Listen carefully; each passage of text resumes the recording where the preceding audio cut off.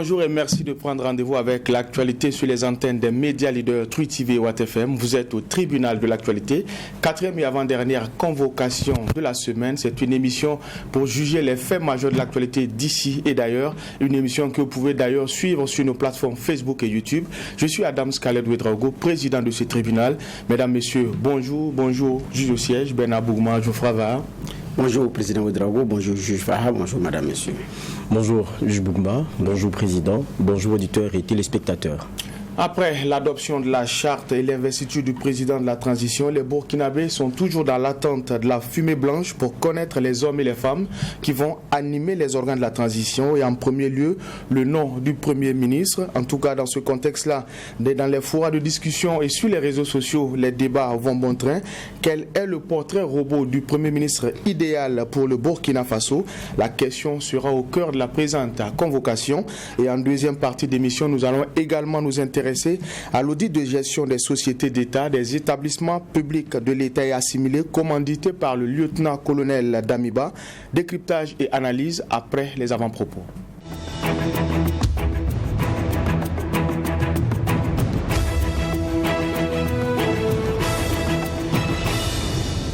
Alors, juge Bougma, vous avez la parole pour votre avant-propos. Qu'est-ce qui retient votre attention pour cette convocation? Merci, Président. Alors, ce qui retient notre attention pour cette convocation, c'est le football. Vous savez, au niveau de la Fédération burkinabé de football, ce n'est pas le parfait amour. Et ils sont nombreux qui se sont joints pour trouver des solutions. Parmi les solutions, il y a les solutions politiques et il y a les solutions réalistes. Donc on a vu que le président s'est entretenu avec des ligues, il y a eu des signatures. Et par après, il y a d'autres ligues qui ont écrit pour dire qu'elles n'ont pas été consultées et tout. Donc c'est-à-dire que le cafouillage continue. C'est dans cette flopée que Amado, qui était également candidat malheureux, a pensé qu'il est nécessaire aujourd'hui de mettre en place un nouveau comité exécutif qui puisse être en phase de la situation. C'est une proposition comme toutes les autres propositions, mais personnellement je pense que c'est mieux que les uns et les autres se parlent. Et s'il est lieu de mettre en place un nouveau comité exécutif, oui. À défaut de mettre un nouveau comité exécutif, c'est d'arrondir les angles. Mais si chacun part chercher de la popularité à gauche, de la popularité à droite, on ne travaillera pas pour notre football. Parce qu'à un moment donné, chacun se bat pour se maintenir et toujours continuer le combat contre l'autre. C'est pourquoi j'ai dit, en ce moment, on trouve un autre boulot, une autre occupation, différente de ce pourquoi on est là. Et on se combat. Pendant ce temps, ça attend. Il y a des joueurs qui restent, qui regardent et qui risquent également de s'aligner. Il y a des supporters également qui regardent parce que quand c'est comme ça, ça se détient sur toute la ligne. Chacun préfère dire, bon, je préfère être avec celui-là, je préfère faire ci, je préfère cela. Sans oublier que quand c'est comme ça aussi, chacun court pour chercher des points auprès de tel joueur, auprès de tel supporter influent. Et je dis bien, on perd suffisamment en énergie, en temps, en moyens, ressources humaines, financières, matérielles, pour pouvoir se débrouiller, rester et combattre le cœur de jouer réellement sa partition en tant que membre de la Fédé. J'ai dit c'est une proposition que les autres ne peuvent pas accepter parce que se disant que qui va partir, qui va rester, mais j'ai dit bien, il y a à se regarder en face. Je précise que je ne connais pas le nommé Amado. Les acteurs du football burkinabé, je n'en connais même pas beaucoup. Parce qu'eux, ils ne m'intéressent pas. Moi, c'est la victoire de l'équipe. Je supporte les étalons. Pour moi, ça s'arrête là. Je connais quelques membres qui sont dans les instances des supporters, dans les instances du football. Certains pour des raisons sociales, parentales, d'autres pour des raisons... parce que pour des raisons professionnelles. Et puis, ça s'arrête là. Donc, même Amad aussi, je le rencontre, je ne le connais même pas physiquement. Je le vois à la télé ou parfois sur les médias. Et puis, ça passe. Mais je dis, on a un football à bâtir. Les autres membres, c'est pareil. Que ce soit M. Bansé ou autre, c'est pareil, on ne se connaît pas, pratiquement pas. Donc, mais je dis bien, on a un football burkinabé à sauver. Mais il ne faut pas penser, il ne faut pas oublier que dans cette défaite, dans cette humiliation que nous avons suivie pendant cette CAN, il y a des gens qui ont fini à l'hôpital. Et j'en connais des tontons et des papis qui ont fini à l'hôpital. Parce que le rythme cardiaque a augmenté avec l'âge. C'est à ces personnes-là qu'il faut penser dans la gestion de notre football. Mais je ne sais pas si le comité exécutif, avec le président en tête, ils sont conscients. Merci, juge Bougma, pour en tout cas cette interpellation et ce coup de gueule. Nous allons donner la parole au juge Va. Qu'est-ce qui retient votre attention pour cette 4e et avant-dernière convocation de la semaine? En son concert, pardon. D'accord.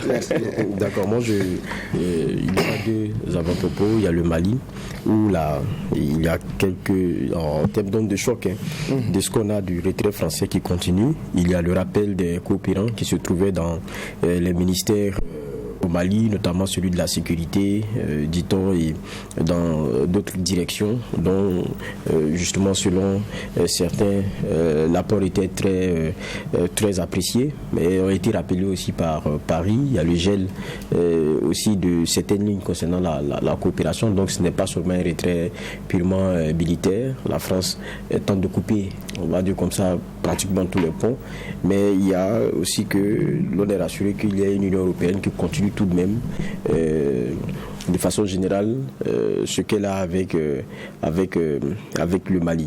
Donc on comprend qu'on n'est pas loin de ce qu'on a vu à un moment donné aussi en Guinée après un certain choix. Il y a une autre époque où la France aussi n'est pas partie simplement. Elle s'est dit, bon, écoutez, si vous voulez cette indépendance-là avec une cassure, nous, on va mettre tout le poids du choix et vous allez peut-être avoir à le regretter. Je pense que c'est ce qui est aussi en train d'être tenté. Mais bon, les Maliens assument leur choix, ils assument. Et je pense que pour eux, ce n'est pas une surprise. Et ils vont, parce qu'ils ont travaillé sur des alternatives, sur certains chapitres, trouver le moyen de pouvoir combler évidemment ces vides-là qui sont en train de se créer. J'ai dit j'avais 2 avant-propos. Mon deuxième avant-propos va concerner Madagascar. Il y a le Premier ministre malgache, Sentse comme il s'appelle, qui a été donc interpellé par les journalistes sur la guerre en Russie, l'invasion russe en Ukraine.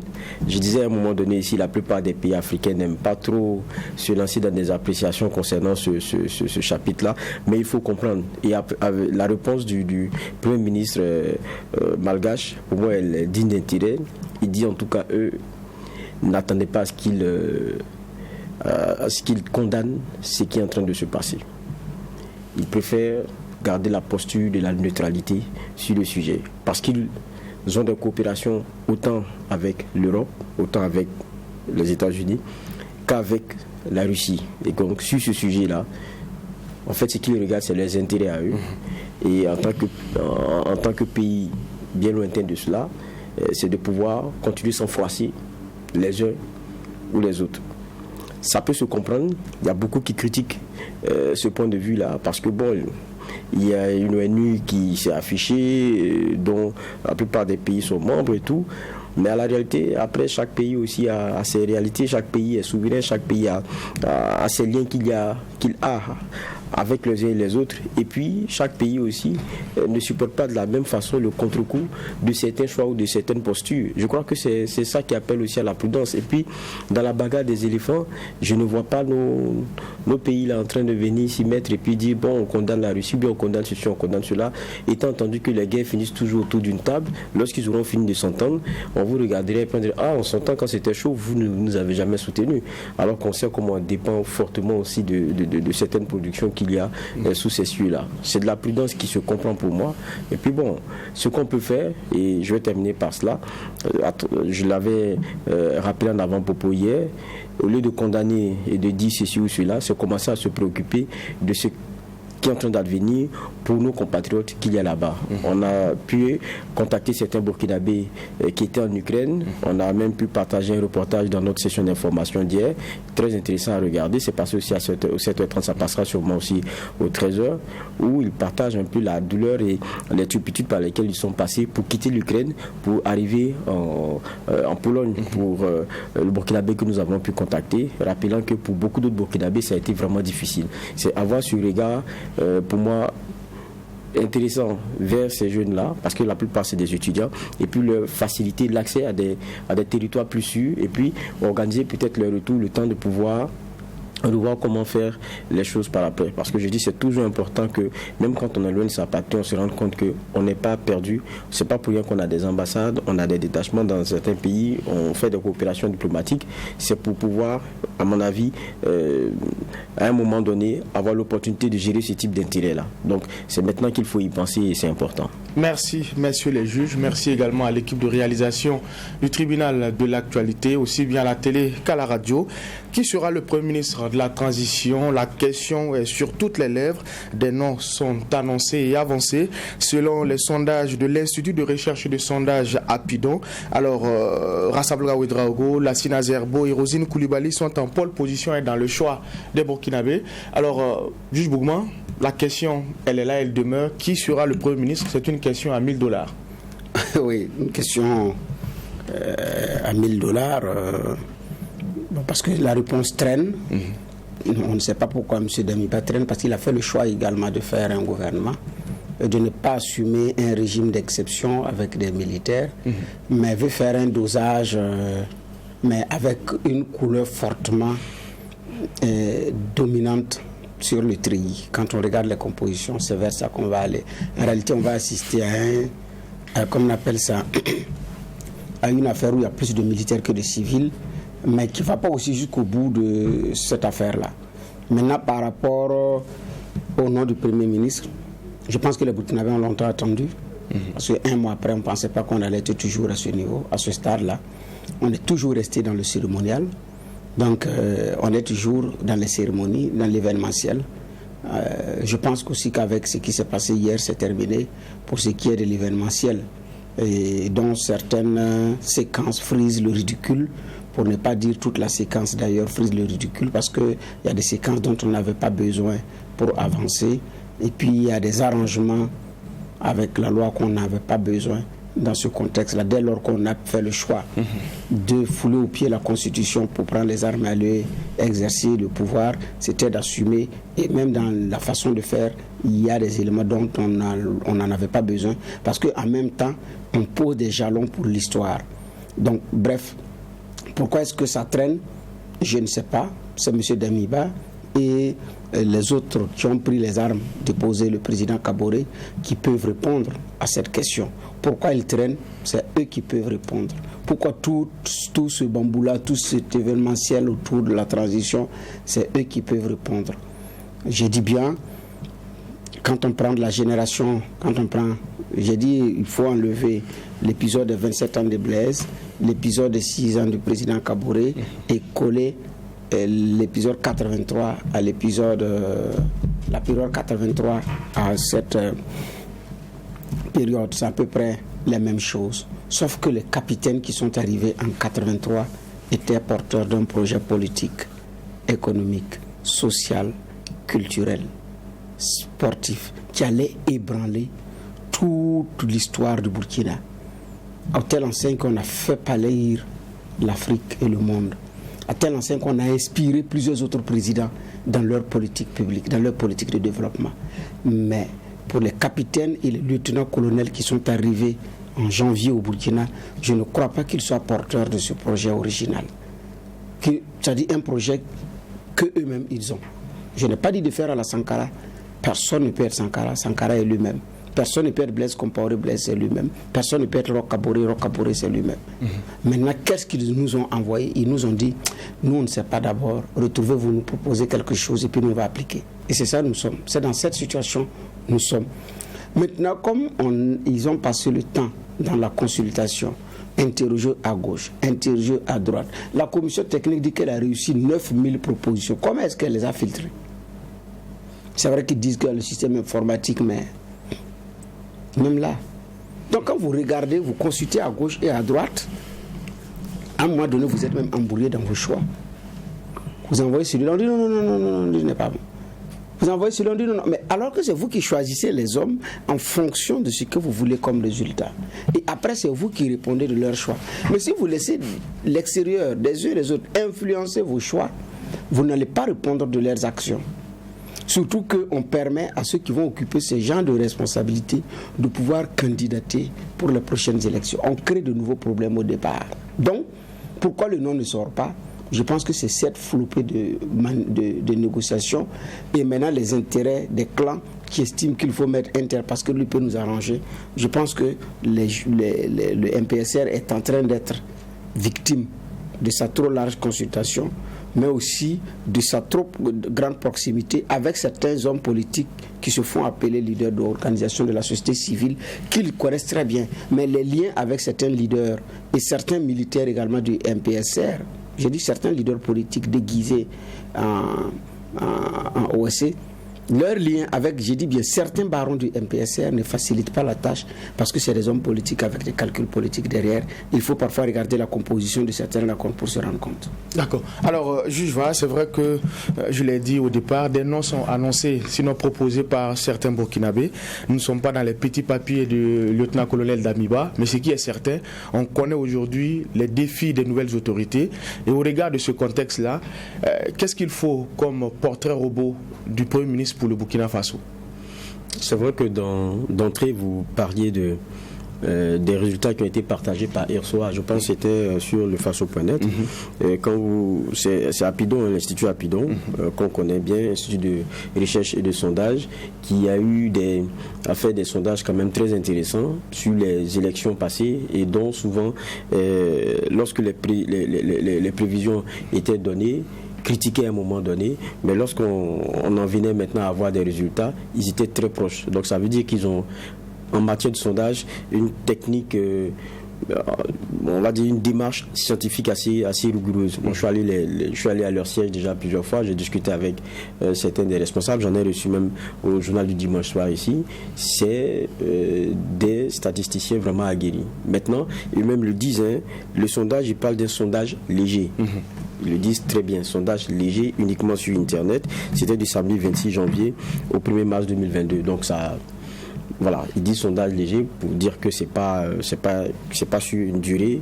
Et puis l'échantillonnage qui est fait ne permet pas d'être celui le plus représentatif de ce qu'on a comme tendance au Burkina, parce que tout le monde n'est pas sur Internet. On sait comment ça fonctionne. Mais quand vous regardez, il y a d'abord celui qui vient en tête, c'est l'ancien Premier ministre. Lassina Zerbo. Après Lassina Zerbo, c'est celle qui a été désignée ministre des Affaires étrangères dans le dernier gouvernement. Et après elle donc vient Rassabga. Vous posiez la question du portrait robot. Moi, quand je regarde cela, je vois plutôt ce que ces personnes-là peut-être transmis et qui, pour beaucoup de Burkinabés, devrait être peut-être vu en un Premier ministre. Quand moi je regarde quelqu'un comme Lassina Zerbo, c'est vrai qu'il n'a pas eu le temps de nous montrer ce dont il était capable, mais il faut lui reconnaître au moins que son parcours à l'international met tout le monde d'accord. Et là où on allait le chercher, c'était vraiment une perle rare. Il a accepté de tout laisser venir dans une situation qui n'était pas du tout facile pour un régime, notamment celui de Roch Kaboré. C'était un genre comment dire cela, un genre de dernière chance, mais que beaucoup auraient pu refuser parce que se disant, si je viens, si ça ne marche pas, je risque d'être grillé. Mais ça, il a accepté, il est venu. C'est la question du sacrifice, et puis il y a le profil aussi qu'il ramène à beaucoup de gens. C'est un technocrate, et puis c'est quelqu'un qui a ce vécu, qui a beaucoup tourné à l'international. Maintenant, il y a Rosine Koulibaly. Elle avait déjà été ministre. Certains l'avaient pressenti Premier ministre. C'est vrai que concernant la gestion de son ministère, en interne, il y a eu beaucoup on pourrait dire problèmes, mais c'est un genre de bras de fer en interne et tout. Et à un moment donné, il y a son salaire qui était sorti et tout ça. Mais elle reste dans la mémoire de nombre de Burkinabés comme étant une femme intransigeante et qui, sur certains principes, est restée droit dans ses bottes. Et même quand elle partait, il y avait quand même ce respect que beaucoup ont gardé. Je dis beaucoup, pas tout le monde, mais que beaucoup ont gardé. Et il y a cette rigueur-là que les gens veulent voir sûrement en celui qui pourrait être désigné comme Premier ministre, qui, sur certaines questions, ne résigne pas, soit prêt sur certains intérêts, pas marcher là-dessus, mais dire ça ne peut pas se faire ici et maintenant, donc il faut faire comme ceci, il faut faire comme cela.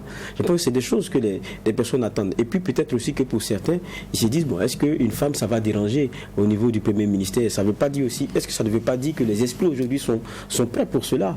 Je crois que ça aussi, c'est ce que peut-être ce sondage-là peut être en train de nous dire. Et il y a le dernier, c'est Rassabga, dont les sorties et comme on connaît aussi notamment les conférences organisées par son Institut Free Afrique ont fini par éclairer plus d'un sur un certain nombre de problèmes que nous avons, et tout le monde est admiratif sur le génie qu'il dégage. Et je crois aussi que c'est ça, et cette intelligence-là, c'est ça aussi que les Burkinabés veulent retrouver chez un Premier ministre. Quelqu'un qui a le courage des mots, des positions et des postures, qui face à un certain nombre de problèmes ne l'ouvre pas et dit ça là, ça ne va pas, ici là ça ne marche pas, il faut qu'on règle. Et ça c'est du rassable, gars. Vous comprenez? Donc, vous parliez des portraits robots. J'ai dit, c'est ce que m'enseigne déjà quand je regarde le travail que Irsoa a eu à faire. Moi, je dis, il ne faudrait pas qu'on soit dans le complexe de l'âge. Si on a l'opportunité de donner la chance à quelqu'un de vraiment jeune, rassemblage, je trouve qu'il est assez jeune, c'est quelque chose de possible. Si c'est une femme, quand on prend Dame Rosine Koulibaly, c'est une femme, aujourd'hui quand on regarde, ça dit, ce n'est pas quelque chose qui est de l'ordre d'un blocage. Maintenant, s'il faut chercher du technocrate, ça ne dérange pas, mais il faut quelqu'un aussi qui a un vécu et dont, lorsqu'on regarde aussi le parcours, ne nous rappelle pas des vieilles casseroles. Parce que, disons le tout net, c'est ça aussi qui est intéressant avec la Sina Zerbo. Quand on a dit son nom, bon, les gens ont cherché, mais bon, je veux dire, ça ne rappelle pas de grosses casseroles, ça n'a pas sonné partout. Donc ça aussi, c'est ce que veulent aussi les Burkinabés. Qu'on ne nous ramène pas, qu'on ne veuille pas faire du neuf avec du vieux, que la restauration, en définitive, les gens voient cela autrement, avec une façon de revenir à une nouvelle ère, à une ancienne ère. Peut-être que les Burkinabés en ont peur aujourd'hui. Mais je crois que c'est le moment de prendre quelqu'un qui a la niaque, qui a le courage, qui ne sera pas dans le choix du comment c'est qu'on appelle ça, dans le choix du moins. C'est-à-dire que tellement on a de l'expérience, à un moment donné, on ne prend pas de risques, on ne veut rien casser, on veut tout arrondir, et ce qu'on prend, c'est la situation du moins pire. Non, c'est pas de ce dont on a besoin aujourd'hui au Burkina. On veut quelqu'un qui puisse casser ce qui ne va pas. Parce que ce pays-là, si on est arrivé jusque-là, c'est parce qu'il y a beaucoup d'éléments qu'il fallait régler. Le président a dit, je parle de l'ancien président, Roch Kaboré, il a dit à maintes reprises, j'ai compris, mais ça n'a jamais changé. Parce que les gens qui le mettaient aussi, même quand ils venaient, ils nous disaient toujours, voilà mes 3 axes, lutte contre l'insécurité, la question de notre administration et de la gouvernance, et puis le dernier, c'est des fois le front social et tout. Mais à chaque fois, chacun vient avec les mêmes priorités et ça ne change pas. On change les hommes et ça ne change pas. Mais ça veut dire que les gens qu'on met n'ont pas cette niaque-là, n'ont pas ce courage de casser et de dire à un moment donné au président, écoutez, si le problème c'est les gars qui sont à côté de vous, écoutez, quand ils sont concernés, il faut qu'on ait là que ça. La preuve, on nous dit que l'ancien directeur du cabinet, il a été entendu. C'est ce que nous a rapporté le Faso.net. Ça, je suis sûr que le président Roch Kaboré serait là jusqu'à maintenant, on n'aurait jamais vu ça. Donc, il faut un courage. Il faut un courage. Et on va en parler. On est content que le président, par exemple, Damiba, dise qu'il faut des audits. Il faut qu'on regarde dans les marchés qui ont été passés, il faut qu'on regarde dans les gestions qu'on a eues s'il n'y a pas de problème. Et s'il y a des problèmes, que les gens puissent répondre de ce qui leur est reproché. On ne peut pas venir prendre quelque chose qui ne va pas sans en faire un diagnostic. C'est le minimum. Et ceux qui ont fauté vont répondre. Je pense que ça, il n'y a pas plus logique que ça. Mais quand un Premier ministre viendra, il dira c'est bien, on veut quelqu'un de courageux. Et qui dira mais c'est pas seulement dans l'administration, c'est pas seulement EPE, c'est pas seulement certaines directions et tout, mais l'armée là.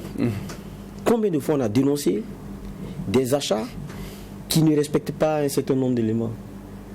Moi je me rappelle encore de l'interview de Ibiga, et je le lui ai rappelé ici lorsqu'il était venu la dernière fois au tribunal de l'actualité. Il a dit dans une interview que sur la question de l'armée, ce n'est pas qu'ils n'ont pas tenté, mais à chaque fois, on leur oppose certains éléments qui ne tiennent pas. On ne veut pas qu'on vienne regarder là-dedans. Mais c'est le moment de regarder là-dedans. On n'a pas dit divulgation de tout ce qu'on a comme stratégie ou éléments militaires. Non, c'est des structures de contrôle. C'est une élite que nous avons quand même dans ce pays-là et qui doit regarder dans là où va ce pourquoi nous tous nous contribuons, y compris dans les questions d'armement. Sinon, on risque d'avoir les mêmes erreurs si les mêmes personnes continuent de ne pas être inquiétées. Donc, il faut aussi quelqu'un qui ait le courage de dire, président, c'est vrai que vous êtes de l'armée, mais parmi vous là aussi, il peut y avoir des brebis galeuses.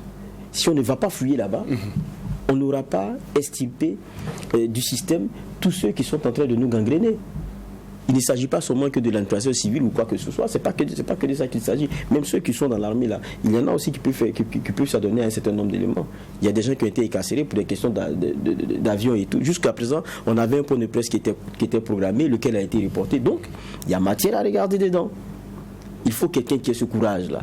C'est ce que, pour moi, le Burkinabé attend d'un Premier ministre, pas quelqu'un qui va venir et qui est essoufflé dès 10 heures et qu'il faut ménager, dont il faut ménager le rendez-vous jusqu'au lendemain. Donc il faut prendre quelqu'un quand même d'un certain âge. Je ne suis pas pour rejeter l'expérience des personnes plus âgées, c'est pas de ça que je parle, mais je pense qu'aujourd'hui on a besoin de sang neuf, on a besoin de, quand je dis jeune, c'est pas le fait de rajeunir forcément, et puis il y aura toute une équipe, parce qu'il y a un Premier ministre, mais il y a un gouvernement, on fait un genre de conjugaison des compétences, des efforts et des profils pour qu'on ait à la fin une équipe qui puisse donner quelque chose d'intéressant. Mais je pense que celui qui doit être devant, ce qu'on attend de lui là, c'est des valeurs, c'est du courage, c'est la volonté de bien faire, c'est ne pas avoir peur de dire certaines vérités et de remettre en cause un certain nombre d'éléments. Si on n'a pas ça, on va avoir les mêmes résultats puisqu'on sera face aux mêmes causes. D'accord. Alors un Premier ministre intègre, volontaire, volontariste, courageux, Geoffroy l'a dit. C'est vrai que quand on prend le cas du Burkina Faso, beaucoup font vite le parallèle avec la situation au Mali, quoiqu'on n'a peut-être pas les mêmes contextes et les mêmes hommes, sinon les mêmes situations. Comparaison n'est pas raison. Pour le profil du Premier ministre, est-ce qu'il nous faut un homme à la Choguel Maïga?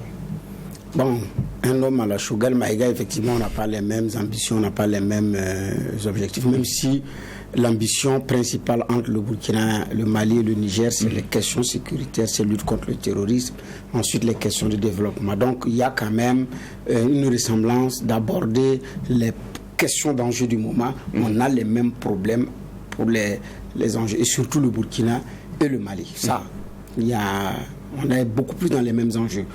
Le Niger, moins. Et le Mali et le Burkina, oui. Maintenant, est-ce qu'il nous faut un Premier ministre à la Choguel Maïga? Je ne sais pas. Ce que je pense, c'est qu'il nous faudra un Premier ministre qui assume ses choix, capable, effectivement, d'opérer des changements, capable comment on appelle ça, qui soit aussi capable d'amener des hommes vers un résultat, mais aussi un Premier ministre qui puisse à un moment donné s'affranchir effectivement de toutes ces barrières-là, qui sont militaires, mais ça va être difficile pour lui. Vous avez un président qui concentre tous ses pouvoirs entre ses mains, avec à côté un conseil de suivi de la transition qu'il préside également. Et donc, déjà, un civil au milieu de ces militaires pour une dynamique... voilà. Mais ça va être difficile effectivement à conjuguer. Mais s'il y a une parfaite complicité entre le Premier ministre et le président, je pense que ça peut aller. Mais dans la situation qui est la nôtre, on a besoin aussi d'un Premier ministre qui, dans le discours et dans les actes, rassure. Capable d'aborder certains sujets qu'on estime tabous. Capable de dire, par exemple, que effectivement, avec la France, nous sommes à tel niveau de relation. Avec la Russie, capable de dire il y a de nouveaux horizons qu'on peut prospecter ou non. Mais s'il faut passer le temps à faire son nom, c'est des sujets tabous, vous savez, c'est trop de problèmes, ces questions, c'est mieux, on ne va pas s'en sortir. Donc c'est d'avoir aussi, je dis bien, le courage de mettre sur la table certains sujets, je dis bien, dits tabous, pour qu'on puisse avancer. Et d'engager aussi des réformes courageuses. On peut avoir un ministre taiseux, un premier ministre taiseux qui ne parle pas beaucoup, mais qui dans l'agir on pourra apprécier. Maintenant avec un porte-parole qui peut véritablement porter la parole au cas où. Mais si on a un premier ministre qui est atone et un porte-parole qui est dans l'institutionnel, ça va être très difficile. Parce que d'abord la guerre c'est aussi la communication. Donc je pense qu'il y a ces questions-là. Trouver un oiseau rare. Bon, ici, c'est pas que l'oiseau soit rare. C'est pas que l'oiseau soit intègre. C'est pas qu'il soit exempt de tout reproche ou blanc. C'est l'usage qu'on en fait. Est-ce qu'on enverra l'oiseau rare pour salir? On l'enverra juste pour embellir notre situation, pour qu'on soit... On dit oui, c'est un bon choix. Mais est-ce qu'on va lui laisser également les coups de franche pour dérouler son programme. On a vu sous le président Kaboré certains ministres qui ont eu le courage de vouloir dérouler certains programmes et qui ont été stoppés net, soit par le parti, soit par le comportement du président qui a découragé des ministres. Ça, on l'a vu à plusieurs reprises. Donc ici, ce n'est pas d'abord que l'oiseau... Non, c'est qu'est-ce qu'on d'abord on a fait et qu'est-ce qu'on veut qu'il fasse. Le changement dont il est question, il y a des Burkinabés qui ne sont pas prêts pour ça. Est-ce que nous-mêmes, nous allons accepter qu'ils nous disent opérons des changements? C'est là la question. Donc, je pense que ça, c'est très important. Mais le MPSR doit se mettre en tête qu'aujourd'hui, il a perdu en confiance. L'euphorie du départ est retombée. La trop grande confiance est en train de s'effriter. Il suffit de regarder les résultats du sondage. Ceux qui ne sont pas du tout satisfaits et rassurés, et ceux qui ne sont pas rassurés, quand vous les mettez ensemble, on a 52,66% des sondés. 52,66% sont dans la catégorie, je précise bien, parce qu'on a 27, et comme on a 16,43% qui ne sont pas du tout rassurés, et on a 36,23% qui ne sont pas assez rassurés.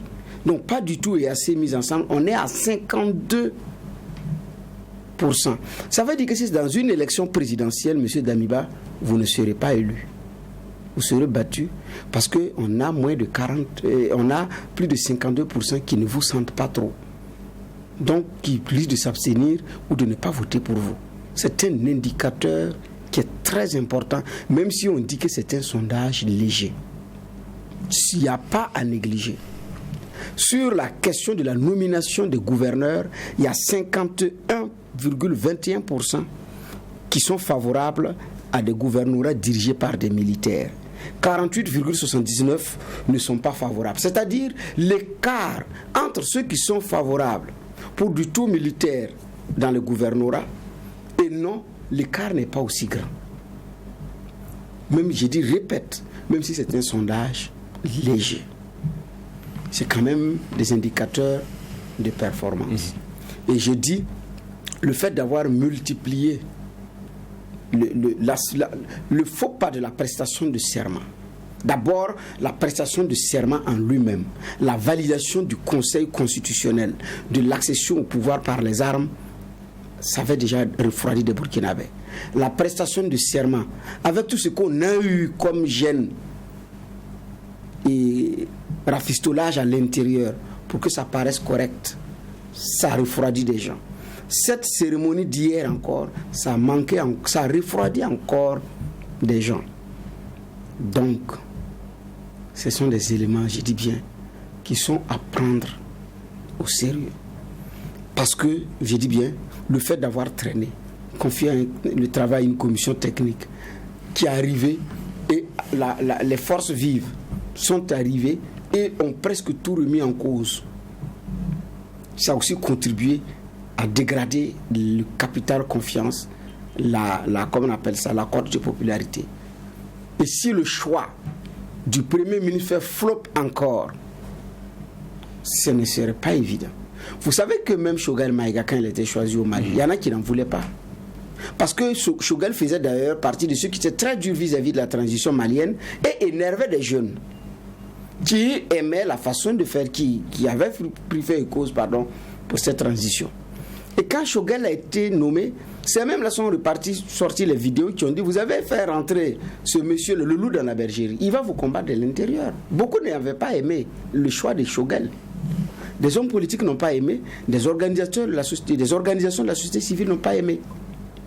Mais aujourd'hui, avec son discours parfois réaliste, parfois populiste, et avec sa grande force de maîtrise des questions, des enjeux géopolitiques et stratégiques, ça, c'est un avantage qu'il a. Quand il parle du Mali, et il parle avec des faits, des dates, et il cite des gens nommément qui vivent toujours ou pas, mais avec des preuves à l'appui, ça a contribué, je dis bien, à rehausser son capital crédit. Mais ce que Maïga a réussi, j'avais dit ça la dernière fois en citant Mexen Sommet, c'est d'avoir fait en sorte que Quand vous touchez à Choguel, vous touchez le Mali. Les Maliens même ont oublié que quand Choguel était ministre, c'est pratiquement le fils spirituel de Moussa Traoré. Mais les Maliens même ont oublié ça aujourd'hui. Donc j'ai dit, c'est après, qu'est-ce qu'on en fait? Mais qu'est-ce que lui aussi il va en faire? J'ai dit, mais, comme on appelle ça, mais les résultats de ce sondage, je précise, qualifiés de légers, sont aussi indicateurs de la situation, de la dégradation de la confiance. Parce que le MPSR, rien qu'en s'affichant avec Ibrahima Maïga, ça jouait sur le capital crédit. Maïga est libre de ses choix, mais ça jouait sur le capital crédit. On a vu ce que ça donnait comme dégringolade de notes dans l'opinion. Et avec la suite, vous traînez avant de faire le choix, que vous hésitez, comme si vous ne savez pas pour le moment où aller. Ça contribue encore, j'ai dit bien, à diminuer la confiance des Burkinabés. Donc, un premier ministre, oui, mais qui prendre maintenant les oiseaux rares, qu'est-ce qu'on va en faire? C'est là la grosse interrogation. Si c'est juste pour pouvoir avoir la confiance des uns et des autres, mais ne pas lui permettre de dérouler son programme, ça va être compliqué, surtout que dans notre contexte, le chef de l'État n'est politiquement responsable de rien. Quand ça chauffe, c'est au premier ministre qu'on demande des comptes, c'est lui qu'on change. Sauf quand ça arrive dans des cas de coup d'État, mais en réalité, quand c'est politiquement, le responsable, c'est le PM. D'accord. Alors, pour beaucoup de Burkinabés, le choix du Premier ministre sera la première décision qui va servir de jauge, qui permettra aux Burkinabés de connaître finalement quelle direction on va et quelles sont les ambitions des nouvelles autorités. Oui, c'est clair. C'est clair que le choix du Premier ministre, ça sera très déterminant. Et vous savez, parce qu'en la matière aussi, il y a des personnages qui peuvent être clivants. Il y a des personnages aussi dont la probité, pour beaucoup, en tout cas, il y a des commentaires qui sont possibles. Il y a des personnages aussi qui ne font pas l'unanimité. Donc, si c'est ce type d'homme que nous avons, c'est clair qu'on va prendre un peu de temps à se faire la guerre là-dessus avant de commencer à travailler. Et puis, ça va nourrir des suspicions alors qu'on n'en a pas besoin aujourd'hui. Je crois qu'il ne faudrait pas oublier quelque chose. Si on en est là aujourd'hui, c'est du fait de résultats peu probants qu'on a sur le terrain concernant la lutte contre le terrorisme. C'est la question sécuritaire qui est prioritaire et primordiale. Jusqu'à aujourd'hui, en tout cas, il y a eu des changements qui ont été faits, il y a eu plein d'éléments qui ont été faits. On a vu que les militaires qui sont arrivés, en tout cas, si c'est sur la question militaire, ils n'ont pas besoin de consulter qui que ce soit. Les changements, ils le font de façon aisée parce qu'ils se connaissent, ils savent sûrement le diagnostic qui est le leur. Là où il y a problème, ils ont commencé à donner des réponses. Maintenant, là où commence l'attelage avec le civil, c'est là où ça devient un peu plus compliqué parce que n'oubliez pas, ils sont là, ils n'ont pas été élus sur la base d'un programme ou quoi que ce soit. C'est maintenant qu'on va découvrir où ils veulent emmener le Burkina Faso, même si on sait qu'il y a des grands principes dans lesquels ils vont s'imbriquer. C'est d'abord la question de la reconquête et ça, il n'y a pas de débat là-dessus.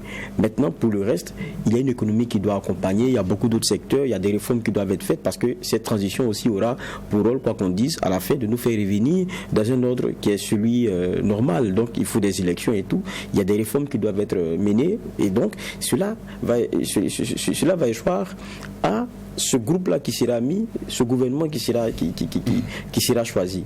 Et donc forcément, celui qui sera mis à la tête sera un genre d'indicateur de là où on pourrait aller et quelles pourraient être nos chances. Et il n'y aura pas seulement que la question du Premier ministre, il y aura aussi la question de la composition même du gouvernement lui-même. Et ça, on verra quels seront les choix et ça nous permettra aussi de comprendre un certain nombre d'éléments, ça c'est clair. Mais je pense que ça doit se faire vite parce qu'on a déjà perdu trop de temps. On a perdu trop de temps et sur le terrain sur le terrain du combat, quand on est en train de regarder, on entend toujours parler encore d'attaque et tout et tout. C'est vrai qu'on nous sort souvent des communiqués pour dire qu'on a neutralisé un certain nombre de ANI, 20, ceci, cela. Je pense qu'on n'a pas aujourd'hui, le Burkinabé ne se dit pas avoir fait tous ces sacrifices et avoir accepté le changement qu'il y a eu comme une lettre à la poste pour qu'on dise qu'il y a 20 qui ont été tués ou quoi que ce soit. Non, c'est de la reconquête de territoire. Je pense que le président Damiba l'a dit à plusieurs reprises, c'est un engagement. C'est sur ça ils seront jugés. Si là-bas ils ont des résultats probants, on va tout leur pardonner. Mais sur ça là, ça ne marche pas. Ils n'ont qu'à choisir le meilleur Premier ministre du monde. Je suis désolé, ça ne va pas passer. D'accord. Alors, juge Bouma, dernière question sur ce chapitre-là. Alors, pour réussir cette mission, notamment dans le choix du Premier ministre et aussi les membres du gouvernement, pour beaucoup, il faut connaître le personnel politique et administratif qu'on a au Burkina Faso. Et ça, c'est un grand défi pour les militaires. Oui, c'est un grand défi pour les militaires. Mais je dis, ce n'est pas insurmontable. C'est des choses qui peuvent se maîtriser en un temps record. On a eu des milices qui ne sont pas dans le domaine d'activité, mais en un temps record, qui ont maîtrisé le rouage du milieu et qui ont engagé des réformes qui ont eu du résultat avec leurs forces et leurs faiblesses. Ce milieu-là, ça s'apprend. Il suffit de regarder, trouver quelqu'un qui va venir vous documenter sur les forces en présence. Il y a quelques livres à feuilleter. Je dis bien, si c'est pour avoir le minimum de connaissances, ça c'est possible. Mais il y a des faits qui font que je me dis aussi, il y a une bonne collusion. La liste là des OSC que le président, le chef de l'État a rencontré, qui a concocté cette liste là? Il suffit de chercher à savoir qui a concocté la liste pour savoir que c'est quand même bizarre que des militaires n'arrivent pas à faire la part des choses entre quelqu'un qui a arrêté encagoulé, c'est même pas encagoulé, sur son visage le parti est écrit. Sur son visage le parti est écrit. Et vous demandez à ce monsieur de vous sortir la liste des OSC au Burkina. Vous voulez une liste crédible? Non, ça, on n'a pas besoin d'aller à l'école pour ça. Il suffit d'être objectif. Vous appelez Jonas Yen, le patron des OSC au Burkina, il y en a. Même si vous ne savez pas, c'est de demander dans votre entourage, est-ce qu'au Burkina il y a une fêtière qui regroupe les OSC? Les gens vont vous donner une adresse. Il y a un secrétariat permanent qui s'occupe. Le SPON qui est là. Le secrétaire permanent des organisations des ONG. Là. Bon, ça dit que ce n'est pas des adresses qui manquent, il suffit de demander. Mais quand vous ne demandez pas, à moins que, je dis bien, comme nous sommes dans un coup d'État, il y a aussi l'aile civile qui joue son rôle. À moins que. Donc, vous prenez un homme politique pour vous sortir une liste des OSC. C'est pourquoi on n'a pas étonné. On n'a pas été du tout étonné que certaines OSC n'y soient pas. Parce que monsieur a été sélectif. Il va sélectionner les ONG, les OSC qui l'arrangent. À ce moment-là, la qualité du travail se détermine sur qui? C'est sur vous. Ce n'est pas sur lui. Lui, il n'a fait que son boulot. Il est politique, il est politicien. Et s'il respire, il transpire cela. Donc, ça, c'est déjà le choix conséquent. J'ai dit bien, un choix conséquent, c'est de chercher la bonne adresse et taper. Ça, on n'a pas besoin d'un cours pour ça, président. Il suffit d'être de bonne foi. Ou d'être un peu conséquent. Et puis le tour est joué. Donc je pense que c'est ça aussi la réalité. Mais maintenant, si c'est la maîtrise du landerneau politique et tout, les enjeux du moment, je dis bien ça aussi, ça peut s'apprendre. On a des conseils qui sont là et tout. Sans compter que dans le contexte burkinabé, on n'est pas forcément obligé d'aller chercher loin pour avoir un PM qui maîtrise ces questions-là. Non. Il y en a à floraison. Il y en a plein. Donc on n'a pas forcément besoin d'aller chercher. Non. Il y en a. Maintenant, même ceux qui maîtrisent le landerneau politique, les questions, tout, mais l'administration burkinabé est tout autre chose. Ça n'a rien à voir avec ce qu'on a comme... Non, c'est une autre école. Donc vous avez beau maîtriser les enjeux du moment, vous connaissez l'histoire, les forces en présence, oui, mais l'administration burkinabé même, c'est une autre école pour vous. Si vous ne l'aviez pas encore fait, vous-même vous allez d'abord apprendre. Je dis bien l'administration. Je ne parle pas des enjeux, des défis de leur nom. Je parle du fonctionnement même administratif des choses. Il faut demander à un ancien ministre ou à quelqu'un qui a assumé des charges administratives au Burkina pour savoir que notre système administratif c'est un autre niveau. C'est vrai qu'on est en train de galvauder cela avec les révélations des documents confidentiels et autres, mais je dis bien c'est une autre école qui est très importante. D'accord. Alors en attendant la liste en tout cas des membres du gouvernement et surtout le chef de ce gouvernement, il faut dire que le lieutenant-colonel Damiba a donné le ton pour ce qui est de la question de la bonne gouvernance. Alors il a donné des instructions au contrôleur général d'État, la SELC, de procéder à un contrôle général de la section, en tout cas de la gestion des structures de l'administration publique. Alors quand on regarde le communiqué, la mission est assez claire. Je lis pour ne pas me tromper, un audit d'investigation de détection des fraudes financières pour toutes les structures à contrôler, un audit de marché public pour toutes les structures à contrôler sur les acquisitions de biens, de services et sur les travaux publics, un audit spécifique sur les frais de mission, de voyage, de carburant et de dons au bénéfice, en tout cas, des personnalités publiques de l'État. Alors, juge, voilà, c'est un vaste chantier qui a été demandé à la SELC. Oui, c'est un vaste chantier, je conviens avec vous. Mais je dis toujours, et ça je vais le répéter, on ne peut pas venir prendre une machine et puis commencer comme ça sans un diagnostic. Et je pense que quand vous dites être conscient des impairs qu'il y a, lorsqu'ils deviennent très criards et qu'ils ont été dénoncés, il faut venir vous poser la question de savoir quelle en est vraiment l'ampleur, quels sont ceux qui à l'intérieur sont responsables, et puis comment est-ce qu'on peut éviter dans la suite des choses de continuer de répéter les mêmes erreurs. Pour moi, c'est de l'ordre de la logique. Et je crois que c'est ce qui est en train d'être fait. Et puis ça serait trop facile aussi. Ça serait trop facile aussi que des gens qui ont nargué avec les sous du contribuable se retrouvent parce que on dit il ne faut pas de chasse aux sorcières, ce n'est pas ceci, ce n'est que les personnes se sentent comme ça, il n'y a pas de souci. Dans ce cas, on fait quelle leçon on donne? Où se situe la question de l'exemplarité?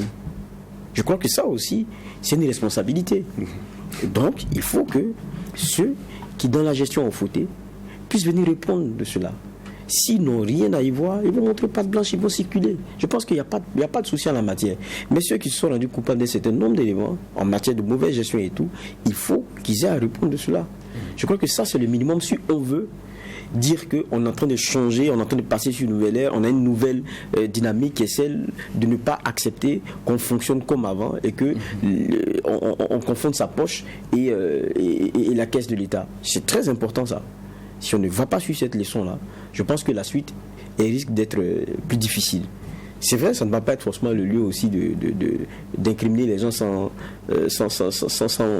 éléments probants, sans éléments durs, mais ça sera le lieu pour ceux qui ont quelque chose à y voir de vraiment y répondre. Et là, moi je dis, c'est des choses qui étaient attendues. Ça, il n'y a pas de débat là-dessus. Mais ils sont pris entre le prioritaire, le nécessaire et le primordial. Il y a la question sécuritaire. Ça, c'est un enjeu sur lequel les gens ne vont pas jouer. Quand la plupart des membres de la commission ont pu écouter les quelques individus qui ont été dont on a demandé la contribution, après on s'est parlé, la plupart, après la question sécuritaire, il y a la question de bonne gouvernance. Avec la corruption, parce qu'elle est devenue endémique. On ne peut pas continuer comme ça, dans un système pareil, et puis se dire qu'on peut gagner cette guerre-là.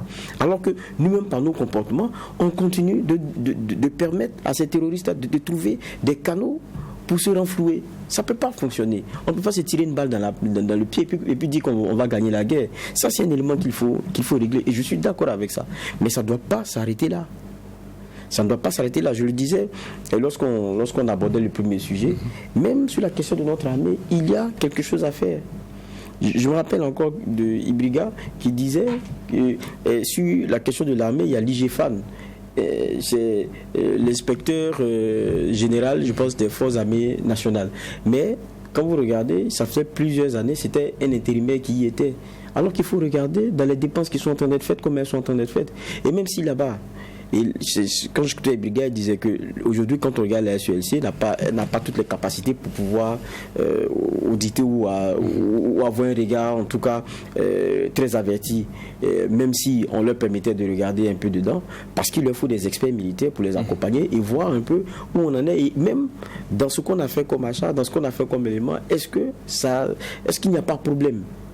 Autant c'est vital pour moi dans notre administration de façon générale, autant c'est vital pour moi aussi au sein de l'armée, parce qu'on est en guerre. Et on ne peut pas continuer de faire les choses de la même façon et se dire que pour un secteur clé, un secteur donné, non, ça peut passer, puis on va continuer. Ça ne peut pas passer. Sinon, on va répéter toujours les mêmes erreurs. Et cela va en renforçant les capacités des organes qui doivent faire le contrôle, mais en leur donnant les moyens. Parce que tout n'est pas parole. Hein. Avant le président d'Amima, il y a quelqu'un qui s'est déjà engagé à dire qu'il va faire ça. Opération main propre, on ne savait pas que c'était se laver les mains face au Covid-19. Aujourd'hui, il faut qu'on y soit. Et on y est avec les moyens qu'on donne aux structures là pour pouvoir faire le contrôle. Si vous ne donnez pas les moyens, vous n'aurez pas les résultats qu'il faut. Et ça ne sera que démagogique. Et les gens, ça va se savoir. D'accord. Alors, quand on regarde le communiqué, beaucoup s'inquiètent parce qu'on n'a pas situé ce travail-là dans le temps. On ne sait pas, l'audit doit concerner quelle période. Est-ce que c'est la gestion du pouvoir cabouré? Est-ce qu'il faut aller depuis les indépendances? Est-ce que ce flou-là ne donne pas raison à ceux qui pensent qu'il faut aller sur l'existant, les rapports qui existent, les dossiers qui sont déjà pendants? Ils ont dit dans les plus brefs délais, effectivement. Dossiers déjà pendants. Quels sont ces dossiers déjà pendants? Peut-être déjà en justice? Mais si ça c'est déjà en justice, on n'a plus besoin d'investigation, il faut rendre justice. Si c'est déjà en justice, c'est qu'il reste à juger. Ça veut dire que c'est entre les mains du juge qui poursuit peut-être ces enquêtes ou qui les a mis au point mort, ou je ne sais pas moi. Mais si, en tout cas, une procédure judiciaire en bonne et due forme engagée, ce dossier n'est plus concerné. On parle des nouveaux dossiers, de mon point de vue. Et donc, parlant de nouveaux dossiers, ce sont les dossiers que l'enquête va révéler, ou les enquêtes vont révéler. Mais là, effectivement, la période n'est pas circonscrite. Est-ce que ça va être les 6 ans seulement? Ou bien la transition sera concernée? Ou bien ça va être de façon générale? Donc ça, effectivement, on est en droit de se poser des questions. Donc, parce que si ça va concerner les 6 ans, ça permet en même temps de régler beaucoup de problèmes politiques. Parce que si vous êtes soupçonné à tort ou à raison, tant que vous n'avez pas fait la preuve de votre innocence et que vous êtes un homme politique ambitieux, il faut dire bonjour à vos ambitions. C'est aussi l'une des voies faciles pour écarter peut-être un challenger géant. Donc la réalité aussi, donc stresser les uns les autres par les dossiers. Je dis bien, il y a une entité dont ils n'ont pas fait cas, monsieur, comme on appelle ça, juge va évoquer, je suis d'accord, c'est l'armée. Nous avons vu la fuite de documents qui provenaient pour la plupart d'ailleurs de l'armée de l'air. C'est ça. D'où est parti également le coup d'État selon après les révélations qui ont été données. Qui étaient données par M. Maïga Ibrahim, qu'on a retrouvé comme représentant du MPSR à la cérémonie. Mais pourquoi on n'en parle pas? On évoque la question du secret défense pour qu'on n'audite pas, pour qu'on ne regarde pas. Alors que Ibriga même a dit ici, même la question du secret défense, elle n'est pas définie. Donc on a une armée burkinabé aussi qui doit dire aux Burkinabés les primes là, où est-ce qu'elles sont passées. À Inata, je réinsiste parce que les soldats étaient affamés, ils disent qu'ils se nourrissaient d'animaux errants. Qu'est-ce qu'il est réellement? Il y avait de l'argent, de la nourriture dans un magasin et c'est quelqu'un qui a refusé de donner. Et c'est qui? Et pourquoi? Donc autant de questions, autant de questionnements. Inata qui est d'ailleurs récent et qui a été la conséquence que certains soient relevés de leurs fonctions ont été remis en selle. Mais une plainte a été officiellement déposée auprès du tribunal militaire. Non, mais c'est sous quelle pression? Quand les médias ont commencé à se poser des questions, dont nous. Et ça n'a même pas manqué aussi de fâcher là-bas. Ça aussi, il faut le dire. On a eu les échos. Certains n'étaient pas contents dans les cercles du MPSR par rapport à l'élément que nous avons fait sur Inata. On s'est posé des questions. Vous remettez quelqu'un en selle sans qu'on ait fait la preuve de son innocence ou de sa culpabilité, c'est selon. Est-ce que il avait été accusé à tort? Si c'est vrai aussi, il faut dire ça au peuple qu'il a été victime d'une manipulation, c'est honnête. Mais en même temps, vous sortez un communiqué, vous dites qu'il y a des plaintes qui sont déposées contre X pour non-assistance à personne en danger, pour exposition de la vie de d'autrui, pour. Et parmi ceux qui sont relevés à titre conservatoire, en attendant que la procédure aboutisse, on nomme déjà d'autres. Il y a une incohérence quand même, président. Donc, la propriété dont il est question également, dont il est demandé, c'est aussi dans les rangs de l'armée. Parce qu'il ne faut pas arriver à donner l'impression aux Burkinabés qu'on a fait du sabotage pour arriver à l'accomplissement d'un projet. Ce ne serait pas très bien pour l'histoire et même pour ces jeunes soldats. Prenons l'affaire Yoro, il y a beaucoup de non-dits. les Burkinabés ont besoin de ça. Parce que c'est des questions.